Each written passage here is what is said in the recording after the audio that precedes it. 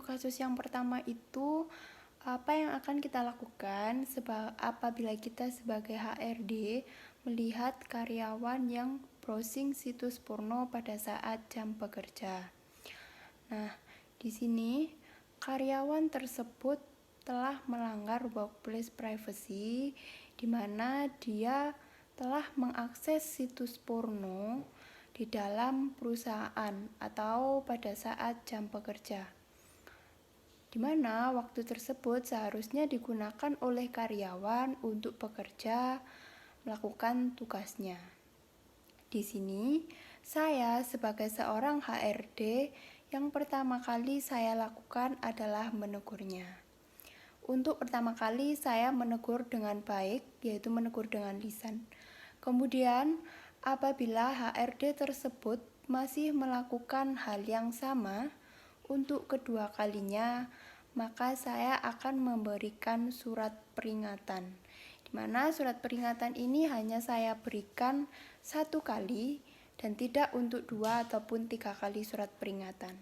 Jadi setelah surat peringatan pertama yang saya berikan, karyawan tersebut masih mengakses situs tersebut, maka saya akan mengeluarkan karyawan tersebut dari perusahaan.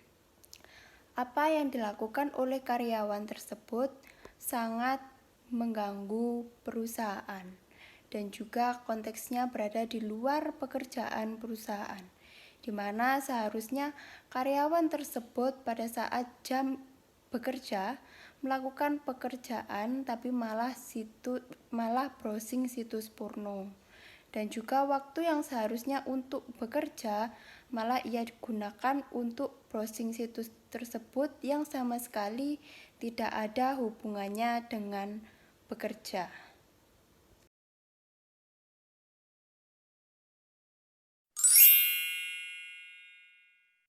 Nah, selanjutnya saya akan mereview aplikasi performance appraisal atau penilaian evaluasi kerja. Nah, di sini yang saya review adalah Linov HR. Di sini dia merupakan aplikasi penilaian kerja, yaitu berupa software, itu berupa web. Jadi dia menawarkan kemudahan dalam penggajian karyawan. Nah, di Linov HR ini ada beberapa aplikasi, yaitu seperti Linov HR Cloud, kemudian Linov HR Premise, Payroll Outsourcing, dan juga aplikasi absensi. Nah, untuk Linov HR Cloud ini, dia dapat menyimpan data penggajian meskipun memiliki banyak karyawan, bahkan ribuan.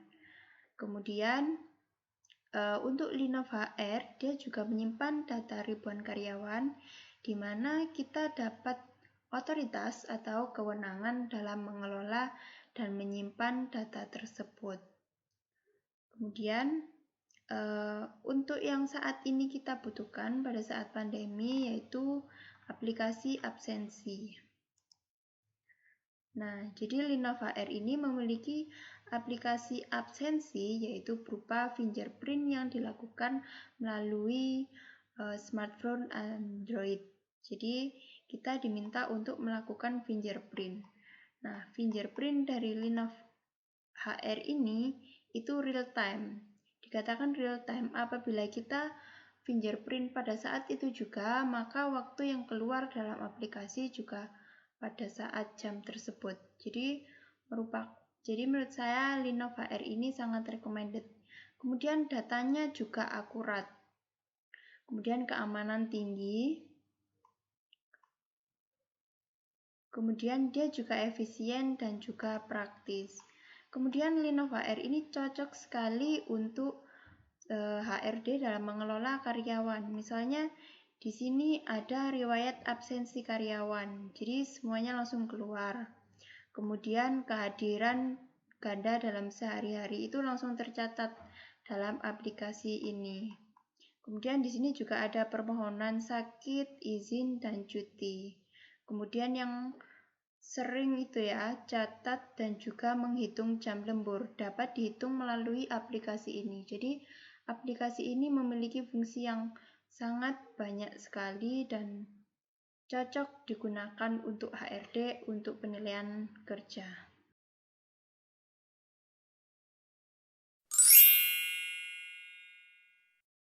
Nah, di sini saya akan mereview aplikasi dari Microsoft, di mana aplikasi ini merupakan untuk melatih knowledge kita, pengetahuan kita yang sangat bermanfaat untuk perusahaan.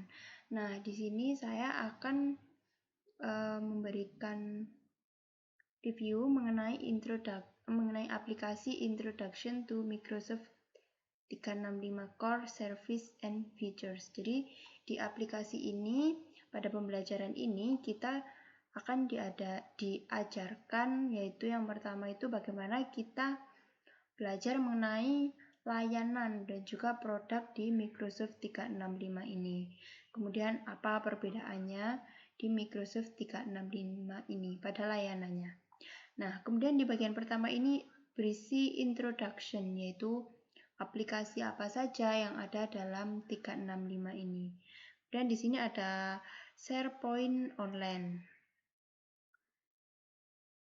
Nah, SharePoint Online ini aplikasi untuk kolaborasi dan juga komunikasi digital workplace, di mana dia itu memiliki fungsi yang banyak, diantaranya seperti bisa membuat halaman, kemudian dokumen library dan juga list. Kemudian kita juga dapat share berupa news, kemudian update dengan tim dan beberapa fungsi SharePoint yang lainnya. Jadi ini aplikasi yang sangat membantu dalam perusahaan. Kemudian ada juga Microsoft Teams. Jadi Microsoft Teams ini merupakan aplikasi di mana sangat membantu perusahaan karena kita dapat melakukan chat, meeting, dan juga call. Jadi aplikasi ini kolaborasi dan juga berintegrasi dengan Microsoft 365. Kemudian dia juga dapat menyimpan data. Apabila kita ingin meeting, kemudian data tersebut sudah berada dalam satu Microsoft Teams, jadi tidak perlu untuk disimpan lagi dalam komputer. Kemudian ada juga Windows Enterprise Fast and Secure, di mana dia juga memiliki perlindungan terhadap bisnisnya, yaitu dia dapat melindungi ancaman. Di sini ancaman berupa data-data yang ada. Kemudian identifikasi akses, identitas akses. Kemudian dia juga melindungi informasi yang ada atau data. Jadi melindungi dari hacker. Kemudian apabila kita sudah selesai dalam mengetahui aplikasi apakah ini, kemudian kita akan beralih ke summary and knowledge check. Jadi ini tuh berupa kesimpulan dari semua aplikasi tersebut. Kemudian kita diminta untuk menjawab beberapa knowledge check.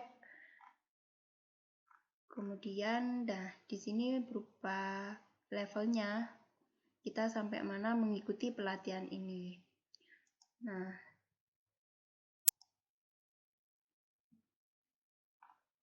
untuk saya sendiri, itu pencapaiannya mengikuti Introduction to Microsoft 365 Core dan juga choose the best tool to help organization build better solution.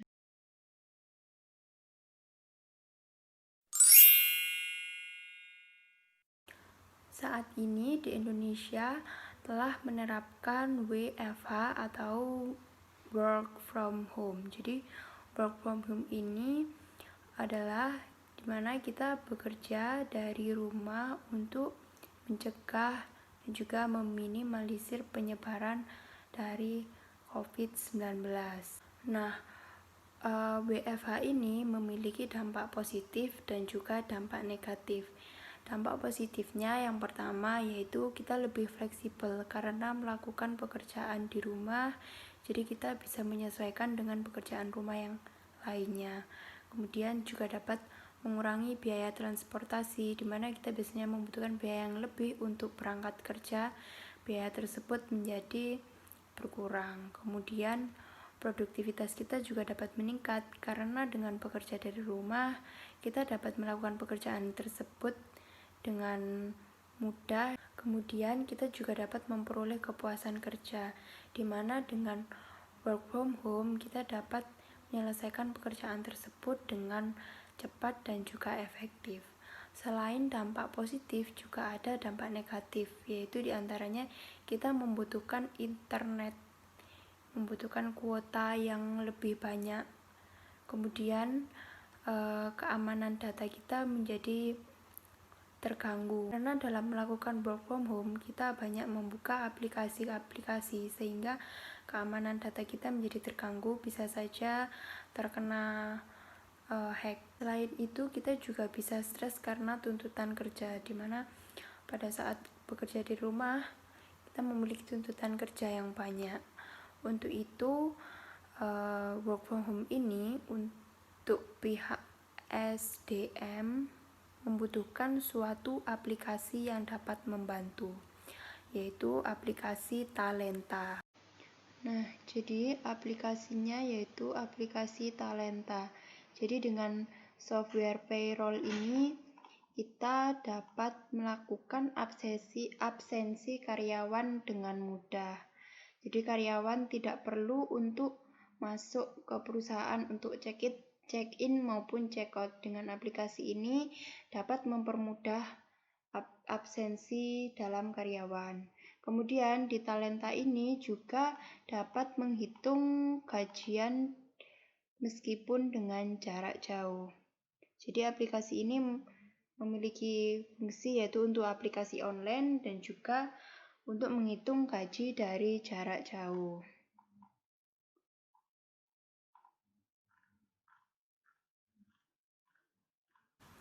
Nah, aplikasi Talenta ini membantu kita dalam absensi. Jadi karyawan tidak perlu masuk dan keluar perusahaan untuk absensi. Kita hanya membutuhkan smartphone dan juga mengaktifkan GPS.